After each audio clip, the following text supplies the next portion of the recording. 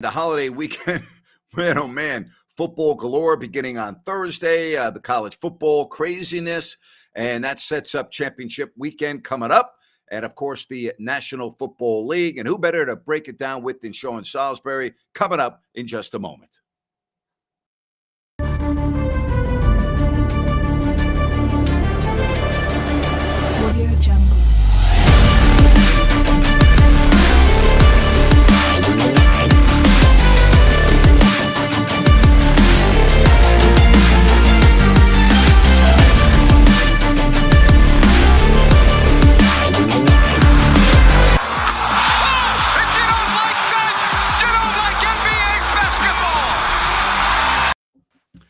Sean Salisbury, how the hell was your weekend, buddy? Great to have you on. It was awesome, man. Great to be on with you. I love Thanksgiving. It's my favorite holiday. So Yeah. I ate and enjoyed some drink and cigar and watching some pretty good football, especially college football, and some good hoops and World Cup. And then the NFL fit right in and was as crazy as it always is. So it was good, man. The MVP talk's heating up in the NFL as well, my friend. Absolutely.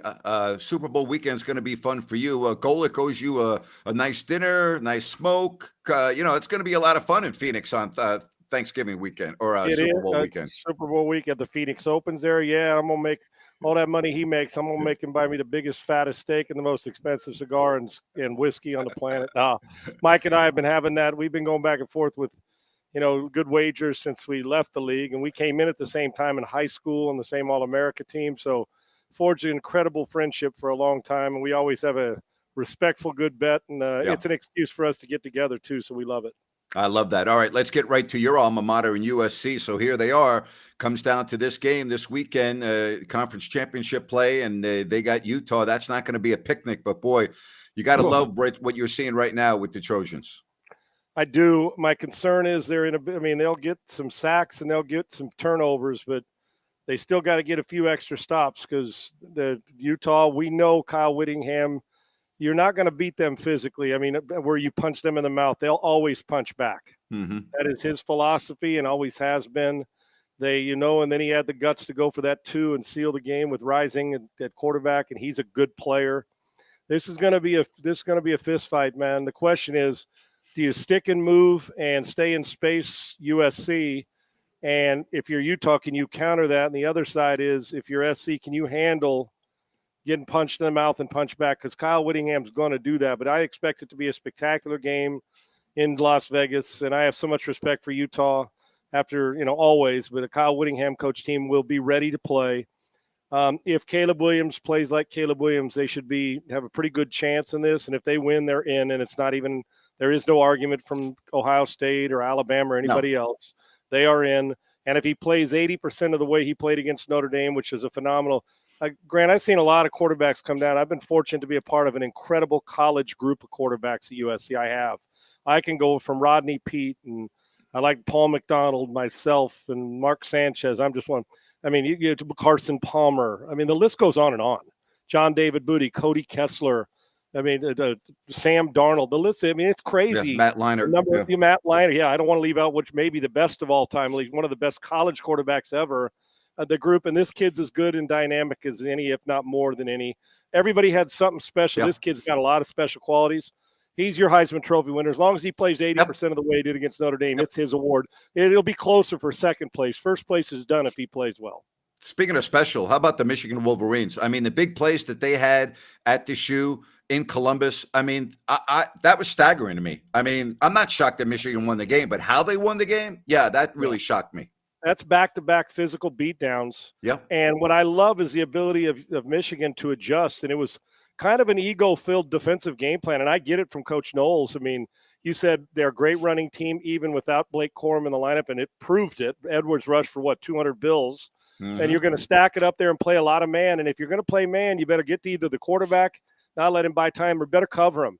And they did not miss the home run. 5 or 6 plays over 40 or 50 yards, Grant? It was – I watched, every snap of that football game, and Michigan sent a loud message. This is back-to-back years. They were the better team. They ran it. They threw it. The upgrade with J.J. McCarthy's ability to buy time scrambling was a huge upgrade. I got so much respect for the skill set on Ohio State, but damn, Michigan, when the committee comes out this week and does it, Michigan should be the number one team in America, followed by Georgia, followed by TCU, followed by USC, followed by Ohio State, followed by Alabama. That's your top six, and it should be no other way. Michigan has earned the right to be the number one team in America going into championship weekend. All right. If I told you that one of those four teams would lose this weekend, would you say Michigan against Purdue? Would you say USC against Utah? Would you say TCU versus Kansas State? Or would you say Georgia against LSU? It's the Michigan, and listen, Purdue is a good story, but if Michigan plays good, they should win this easily. As much as I like the LSU story this year, they're not a great football team. They've had some great moments, which put them in position, but you don't lose to Texas A&M. And Grant, I think I might have mentioned it to you, but I know I mentioned it a couple times this past week, that if you're looking at Georgia, be careful when I'm talking about when they're getting ready to play Texas A&M. Texas A&M nothing to play for but pride, and they've been embarrassed all year long. And I watched this kid play in high school. The Wegman, the Connor Wegman kid at Bridgeland. He's about 12 miles from me, Grant, 15 miles max. And I'm going to tell you, in high school, I said, if somebody leaves their glove on the mound, that kid's going to take it his freshman year. They did, and he did. They found a guy, and he is a hell of a player. But LSU is not a great team this year, and Brian Kelly did a hell of a job. But there's still some holes in that team, and A&M exposed some. They're not going to beat Georgia. LSU's not going to win. It comes down to me. The USC is going to be in a battle with Utah, but I'm going to tell you what now. TCU's been living on it. I mean, they're really good, and I love Dykes. But one thing about Kansas State, they're a lot in a different way, different type of talent as Utah. They are going to physically play you. They're not going to beat themselves. They're going to be in position to make plays. They grind on you, and TCU's had some emotional wins and keeps going. Nobody thought they'd be in this position. Hell, at the start of the season, quarterback had lost his job in training camp, and now he's probably second in the Heisman Trophy voting. So, man, what a job Dykes has done. But you keep a close eye on that one. That game should be close because Kansas State, Dan Manhattan, they were prepared just like Utah. I would say it's one of those two. I don't think Georgia or Michigan are in danger of losing this week. All right, if one of those two teams aren't either, there you go. Yeah, if one of those two teams do lose, then Ohio State probably gets in. Listen, no way in the world Alabama should be in. I mean, they barely beat at Texas. They barely won at home against a bad A&M team. It had to come down to the final play where they stopped A&M at the 1 yard line or the 2 yard line. Alabama's not in. To me, if either one of those two teams that you just talked about lose, then to me, Ohio State gets in. You agree with that? No question. 100%. Right. Alabama's not in that conversation unless two of them win or get beat. Yeah. Now there's at least an argument, but TCU can still come back and say, "Wait a minute, now we got beat by a ranked Kansas State team, and it's a bowl, and we went to the conference championship. Alabama didn't play in a conference championship, so you still should consider us. If USC loses, they're out. They're going to be out, and hopefully that won't happen. But that's the only way Alabama comes in, because even if Michigan loses in a close game to Purdue, they still belong in ahead of Alabama." Because that will have been one loss, and if they were number one, what do they drop to number 4? So really, both teams, Alabama comes into if SC and Kansas State were to lose, Alabama comes into the conversation. There's nobody in the country that comes into the conversation other than Ohio State and Alabama in this scenario. It's not nobody. Tennessee, none of them. They don't have an argument. I would pick Tennessee over Alabama. They got the same number of losses, and Tennessee beat Alabama. Now, I know Tennessee's without their quarterback, but I can't factor that in to how I'm going to pick teams. I mean, if it really came down to that, I'm taking Tennessee anyway because they beat Alabama. What good's head-to-head competition if you're not going to use it? And it's not going to come down to that. You know what, Grant? Let's just say LSU beat Georgia, SC lost. Let's say 3 of the teams, but Michigan lost. Okay. I can tell you this right now. LSU still not. I hate to tell you, Tiger fans, I love you, and you know I love you.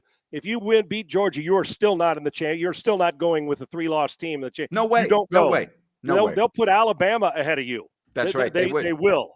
They'll put Alabama ahead of you, and so that doesn't really. It's Ohio State or bust for the most part. Alabama's going to argue it. The Nick Saban factor. They got the Heisman Trophy quarterback, but if everything's chalked, then those 4 teams are going. But I think Georgia and Michigan, regardless of the result, as long as they don't humiliate themselves, are going. Yeah. It's SC and TCU that need to win to assure themselves that they're in. If that's the case, they're all in, and the Heisman Trophy will go to Caleb Williams, followed by, I think, Max Duggan will finish second now.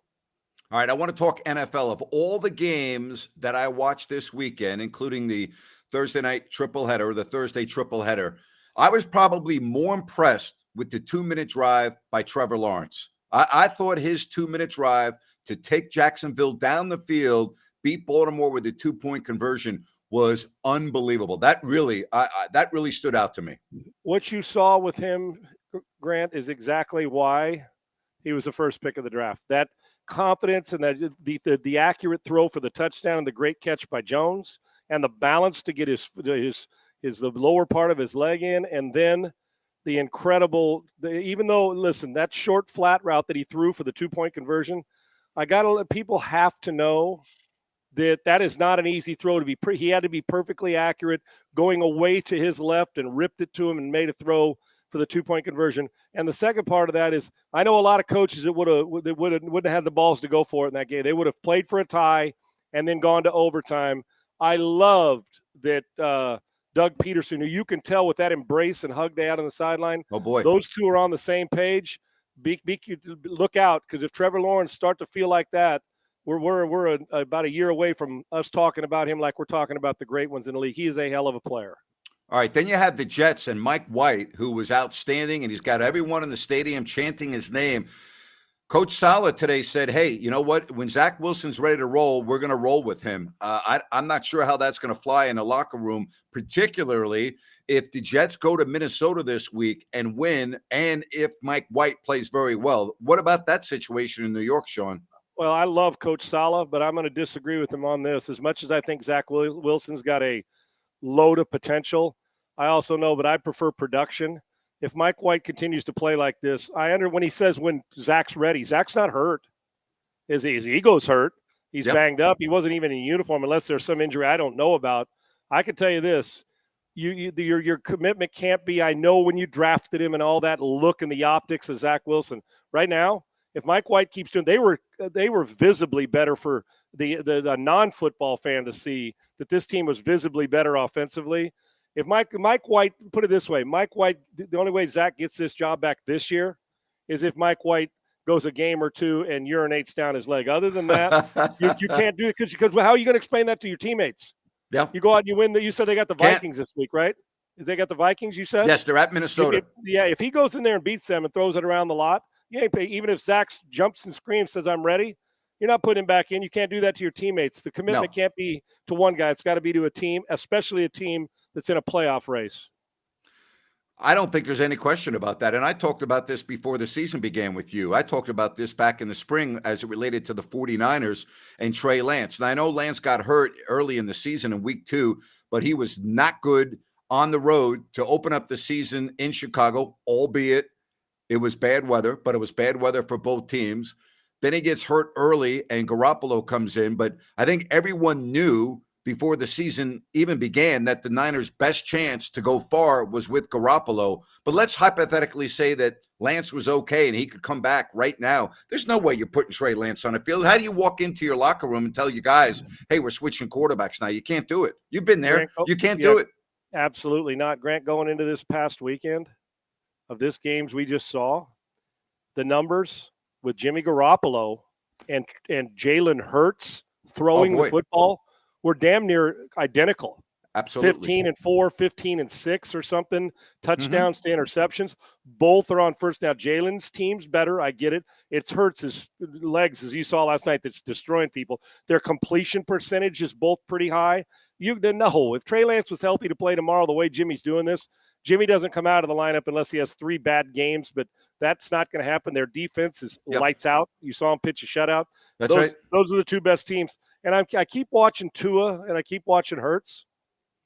Like I said, Garoppolo's not going to get an MVP vote, period, but his numbers are pretty similar to what he's doing, but they're going to give the defense a credit because that's what they do, because people don't want to believe that Jimmy is a reason why they're winning, because he is a partial reason. He's playing really good football. Yes, he is. Is everybody wants to give it to Mahomes.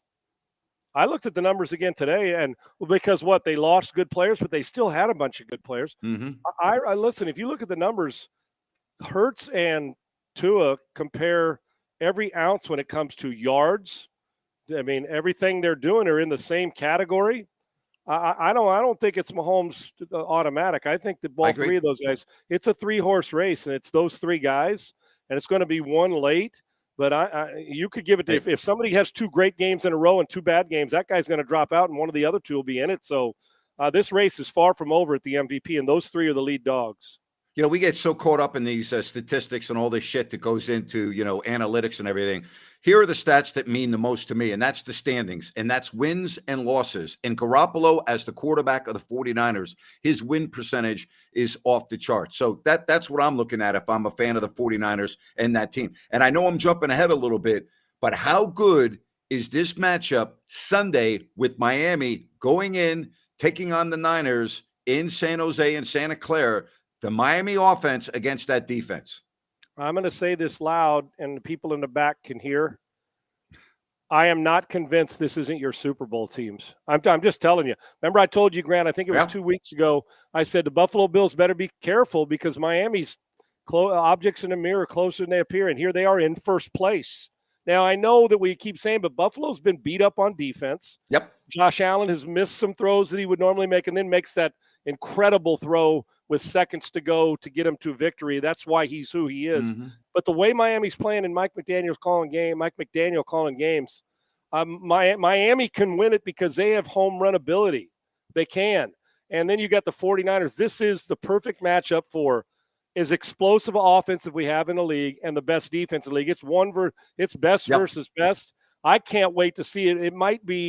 It's not going to have the hype of a Brady Manning or a Mahomes Brady or a Mahomes Allen matchup, but I got news for you. It's going to be nasty, and I can't wait to see the 49ers defend them, and I can't wait to see how the 49ers defend that Miami offense and how Tua handles if there's pressure and the looks that DeMeco Ryans will give him. These games coming up for Miami, and I'm with you, but at San Francisco, at the Chargers, at Buffalo, home to Green Bay, which they should have no problem with on Christmas Day, and then the following week at New England.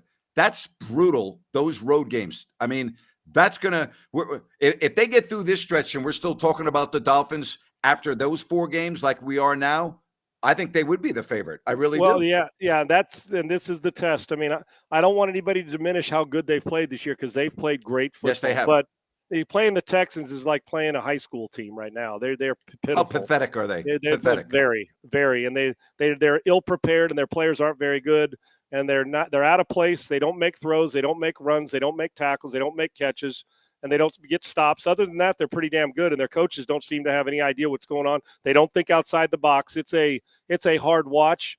But you're right, Grant. If they get through these next 4 games with 3-1. Or they're the team still in first place in the AFC East battling for home field advantage. I'm going to tell you now, put it this way. If they get through them with wins, it'll tell you that Tua is the MVP of the league. If they get through those 4 games. You said something about the Texans not being prepared, and you were very complimentary towards Lovie Smith at the beginning of the year. So I would think, and I'm not saying that they were a good team, but not being prepared and not being good are 2 different things. That's got to surprise you, right? And when they're both like that, yeah, it's a surprise. And I do. This isn't personal, but I watch their offense and their defense every week. A head coach who's been in this league a long time, they're not in position to make plays in the passing game or to tackle. Offensively, there is absolutely zero innovative stuff that. Listen, Grant, let me ask you this. I'm the coach and you're my coordinator, okay? And we're getting beat 30-0 at half. And then the Dolphins shut it out. They shut it down, right? Sure. But if I'm Lovie Smith and I walk in that locker room at halftime, we're down 30-0. We've humiliated ourselves all year long. Don't you walk in and say, coaches, don't say a damn thing. And you look at and as the defensive coordinator, you say, defense, be prepared. You're not coming off the field. We're going to pressure the entire friggin' time because they look at us as a zone team, and we're getting after it. And you corners, you better be prepared to run a track meet because you're going to cover those guys in space, and you're not coming out. So be prepared to deal with it. And I look at Pep Hamilton and I say, if you huddle, you're fired. We're not huddling for 30 straight minutes. We are dropping back in the gun. You're going to play like it's a 2-minute drill for 30 straight minutes, and anything left. I don't care if we lose by 70. We are going to do something different. We're going to attack because we're not only playing against the team, we're playing against the clock to give our guys maybe something different because 10 games in at 1-9-1 or 11 games in, I could not watch the game and tell you what happened. That's how Groundhog Day-ish it is. So yeah, it bothers me because I didn't pound the table. I thought that they went about the way they hired wrong. If you were going to hire Lovey, you should have done it out in front. I thought they could have respected him more. I expected more from Lovey. There was no way I thought that David Culley's team was going to be better than Lovey Smith's team. And I got to tell you, Grant, they are. David Culley may not have been a great game day coach, but they played harder for him. And it's not even playing hard. What's the word I'm looking at? They bought in a little more. I don't know what it is. There's no way I'd have bet 10 grand that this team this year was going to be better than last year's team. Thank goodness I didn't. But when you see what's going on, it's not just the coaches. It's not just the players. It's a bad storm of both. And they just don't do anything to change it, and they continue to get their ass kicked. And Deshaun Watson comes to town this week. Oh, boy. And they'll take an ass whipping. I don't know how they're going to tackle Nick Chubb, and I don't know how they're going to tackle a guy and defend a guy who's probably got a fire in his belly after what happened here, even though a lot of it was self-inflicted. That's the only reason you're going to watch that game, for Watson, and see what kind of beatdown he puts on the Texans. What do you expect from a guy that hasn't really played a game in 2 years? As talented as he is, I expect him to be in shape. Maybe miss something that's like a timing throw, Grant, that you'd normally see that he'd hit. I expect him to play like he did even though they were 4-12 when he led the league in passes. He may be a little rusty.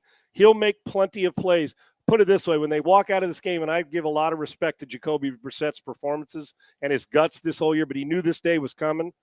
When you walk out of this game this week, you're going to see enough plays that are going to tell you exactly why the Cleveland Browns traded for Deshaun Watson, and he may save Kevin Stefanski's job. How about that? All right, Josh Jacobs. I mean, good Lord, he looked like Jim Brown out there yesterday. I mean, he is just having an amazing season. He's had really an incredible career. They put themselves in too big of a hole, 4 wins right now. But nice, listen, I'll tell you what is interesting to me. Mark Davis gave Josh McDaniels a vote of confidence, and you had both David Carr and you had Devontae Adams, or you had Derek Carr, you had Derek Carr and Devontae Adams come to the defense of McDaniels, which I thought was important. And since then, the Raiders are 2-0. And you know what? Because it would have been easy for everybody to separate and start choosing sides against it and give it the old, I confess he did it. And they really have. This looks more like, now their defense is going to have to shore up, but this looks more like the Raider offense that we expected. And Grant, think about this. Josh Jacobs, they did not pick up his 5th-year option. Oh, boy. And look, he's running like a man possessed right now, wanting to prove to the world, oh, you don't want me back? Good. And guess what? Well, you're about to put me on a market there, a whole bunch of teams, because he runs hard. He's got that Alabama attitude when he runs, right? I mean, he'll either run through you, and you saw him in the secondary with the big run. He's playing really good football right now, and they've got to continue to use that and play action moving forward to see if they can push themselves to some respectability by the time the season's over, something the Denver Broncos have no idea that they're not going to do. All right, I want to put you in the Green Bay front office. I want to put you as the head coach of the Packers. Are you going to make the decision on Aaron Rodgers, or are you going to go to Aaron and say, hey, here's the deal, we're out of it, we'd like to get Jordan some snaps, blah, blah, blah? How would you handle that if you're the Packers? I would, first off, the injury, I'd go to the doctors if he's cleared to play. I know you want to get Jordan Love snaps, but the guy's making $50 million. And now if you want to rest him for a week, I get it. But I probably, even though they're not very good, he's still better. If he's cleared to play and he feels up to it, you go to him and say, dude, you ready to go? What do you think? Now, if his performance were suffering and the team was suffering and he said, listen, this is his last year here, then of course you'd go. So it'll probably tell you a lot, but and I'm not a big on players making the decision for me if I'm a head coach. But in this case, I think they'll give Aaron Rodgers the respect of, if he's pronounced healthy and fit, to decide if he wants to go. Because I know that they still think he gives them the best chance to win, and he does. I think Deshaun Watson is better than Josh Allen. I think from a quote there, I know one thing. You have not deviated from this over the last few years. You consider Deshaun Watson one of the best 5 quarterbacks in the NFL. Isn't that correct? Yeah, top 5 or 6 quarterbacks talent-wise. Now, I don't want to see him go back there and do what he did. Yeah, listen, he's not better than Josh Allen right now. I mean, make no mistake. No. But Is he in the class of guys when he's on the field and going and played, when you roll through the names, you're not getting to 7 or 8, not mentioning Deshaun Watson. There is friggin' no doubt about it that guy is one of those cats at the top of the list. Whether you like him or not, it's up to you. As a football talent, he's a hell of a player. I'll tell you what's going to be interesting here, this stretch drive. Now we're through Thanksgiving and the NFL. There were a lot of playoff spots up for grabs. And the one thing about this league, and we know that, we see it every year, there's probably a team right now that you and I don't talk about each week that's going to be a big factor in January. I'm not sure who that team is right now, but there's a team. Who is it? It's Cincinnati Bengals. 7-4. Cincinnati Bengals. Getting guys back. Yep, Cincinnati Bengals. That quarterback's got ice in his veins. They are if they keep him upright, and a offensive line has some out-of-body experience, they are a danger. They always are, because that guy is really good, Joe Burrow. And they've got weapons galore, which you need in this league. They were one of my outside the last couple weeks, looking in, just kind of hovering. They're capable of reeling off 3 or 4. And if they get in, that quarterback seems to me to have like 10 years of experience in 2 years with the way he is. And they got to get their running game going again when Joe gets back mixing. I think Cincinnati, if you ask me right now, would I pick them as a playoff team? The answer is yes. All right, here's their schedule coming down the stretch. All right, again, the big win that they had yesterday, but here is their schedule the rest of the way. They have Kansas City at home, Cleveland at home, at Tampa, at New England, Buffalo at home. How about that? And then they end the season with Baltimore. Listen, 3 of those games against 3 playoff teams are in their own building. So we got to ask the other teams, you want to go play Cincinnati in their building with a hot Joe Burrow? And again, if they get healthy. So I'm with you, Grant. Miami and Cincinnati both have brutal schedules. The difference is Miami's playing a lot of tough ones on the road in their division, and the Cincinnati Bengals are getting 3 of their more difficult games in their own building, which will help. Dallas. All right. 2 weeks ago, they they embarrassed Minnesota. I know they beat the Giants. I wasn't that impressed with how they won that game against the depleted Giants. I thought the second half they played very well. Yep. Is Dallas on your radar? I'm not a believer when the playoffs start and the Dallas Cowboys, but right now, today, how do you rank them in the NFC? If we go Philadelphia and San Francisco, do you put Dallas right after them?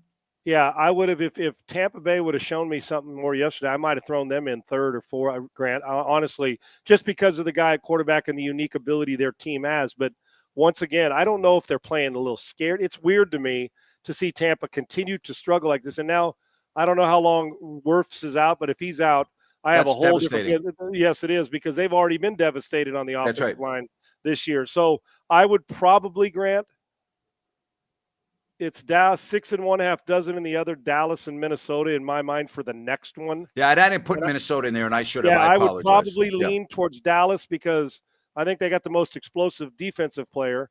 As long as Kellen Moore, and I love the way Dan Quinn coaches the defense, as long as Moore stays in rhythm and doesn't put too much, I hate to say it, doesn't put 40 throws on Dak, I think they got a legitimate chance. I would probably go Dallas in a close 3rd, but I think the first 2 teams are clearly, in my opinion, you're going to have to play great football to take on Philadelphia and San Francisco down the stretch and beat them, because they're going to be playing. They're really, really, really good. I would take those 2. And then there's a group of about 3 or 4 teams that are second. Dallas is one of them.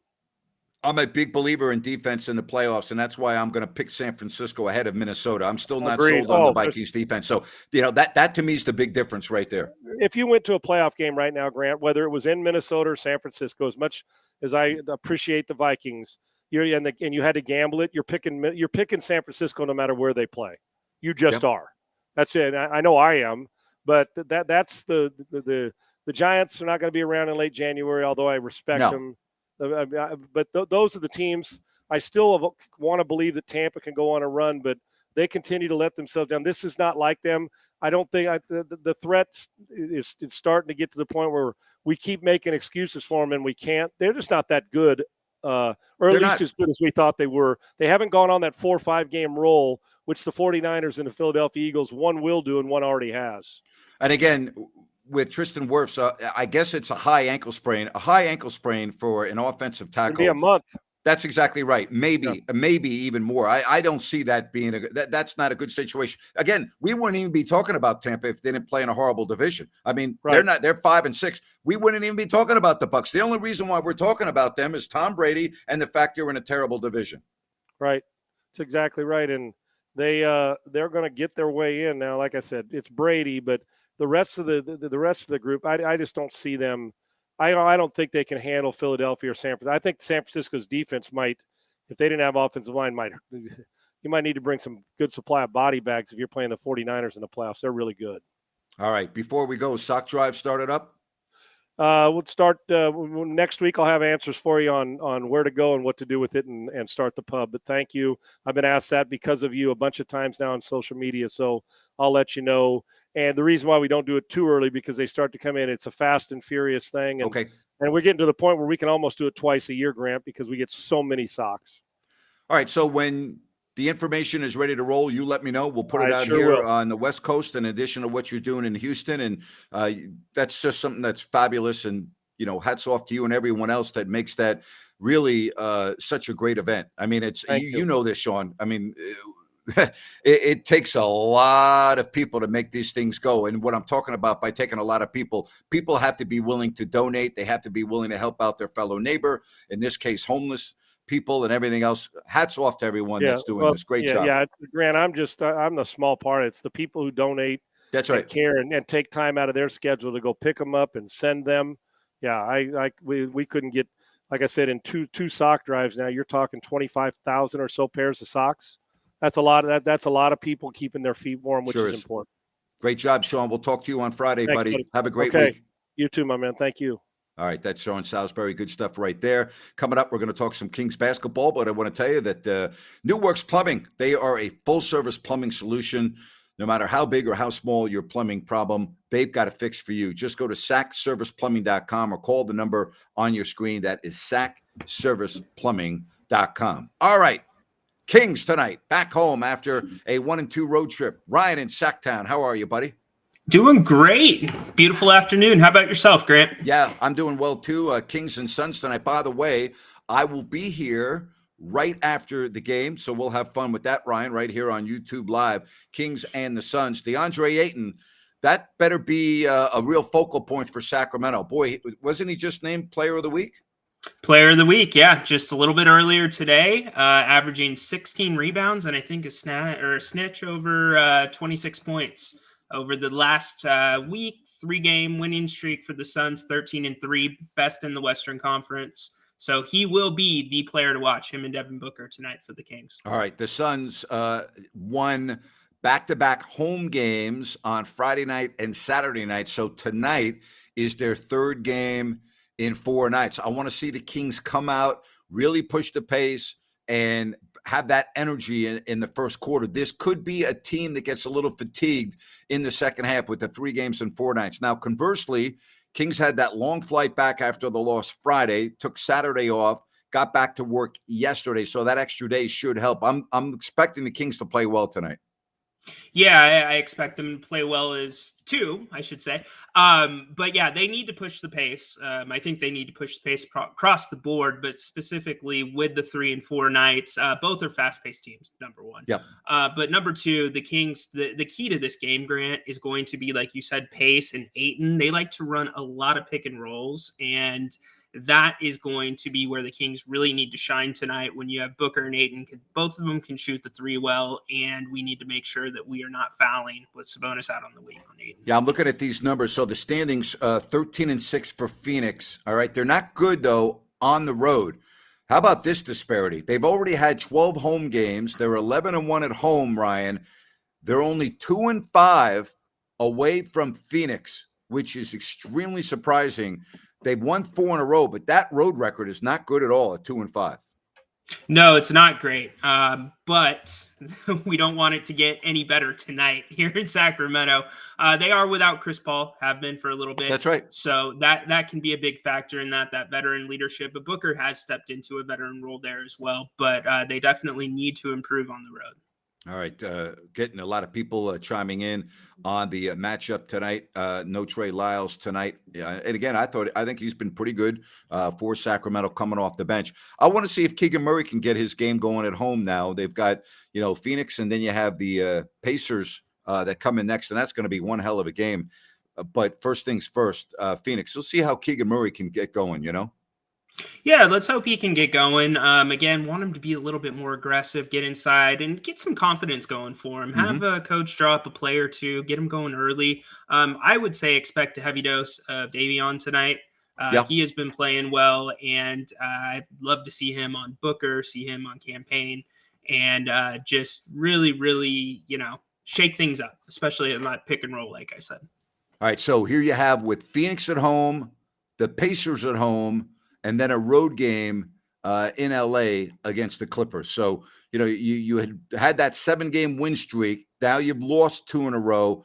You got some very good teams coming in. Indiana is kind of like a mirror image of Sacramento in the East. They really are. They're mirror images of one another.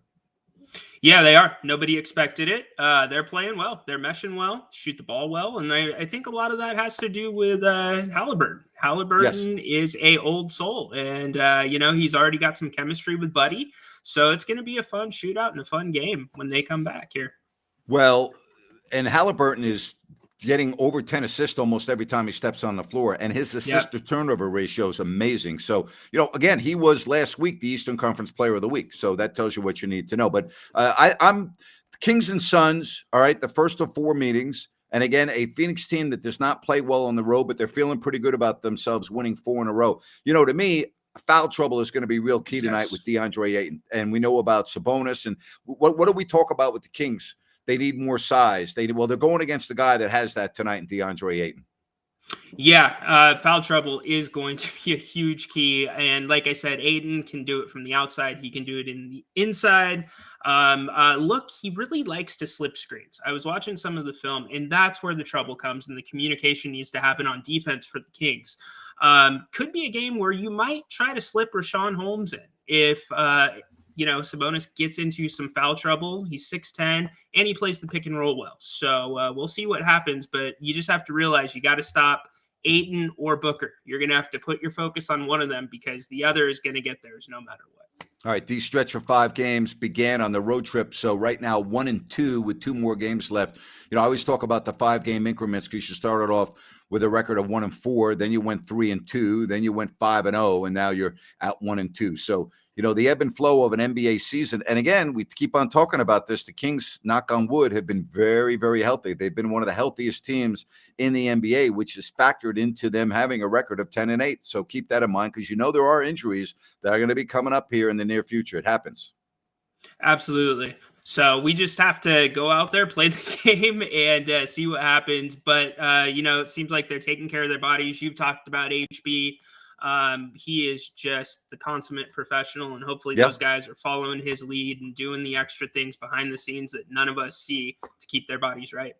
Hey, by the way, I took your advice. I'm on Cameo now, Ryan. All right, I'm on Cameo. So, people want any holiday messages, birthday messages, I can do whatever they want. So I'm dialed in and I'm ready to roll. I just signed up yesterday, dude. So I'm there. I took your advice. I'm there.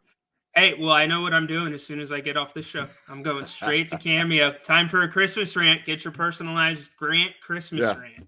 I would give you a discount, just so you know, by the way. I would have a difficult time even charging you. So I might do it for free. You know what I'm saying? Good enough. So yeah, check that out. We live in such an amazing world from a technological point of view. You think Jerry Reynolds knows what Cameo is? Oh my gosh. Do you think Jerry Reynolds knows if he has a Mac or a PC? Let's just start there. Hey, yeah, you know what I would pay to have Jerry, the hippity hop to the barbershop. Holy moly, Jim Bob Bowley. I mean, it could be fun. You know what I'm saying? Oh, yeah. It could be fun. Having him try to pronounce Adetokumbo's name or some other names that it could be fun, It could. Grant, there's only one problem. I don't know if you can do a Cameo from a flip phone. That might be an issue. Oh, my gosh. Unbelievable. So here's the deal. After the game tonight, right back here on YouTube Live, All right. So we'll talk about the Kings and the Suns. I'll be coming on at about 9:15. So we'll have some fun. But does Jerry still use a rotary phone? It's pretty close. It's pretty close, to be honest with you. It's not too far from the truth, you know? Pretty close, yeah. All right. So, All right, buddy. all right. Sounds good. We'll talk to you later. Sounds good. Talk to you soon, Grit. All right. Again, that is coming up right after the game tonight. Oh, my gosh. Yeah, and of course, Jerry with the nicknames as well. Absolutely. Yes. Yes. Yes. Yes. Absolutely.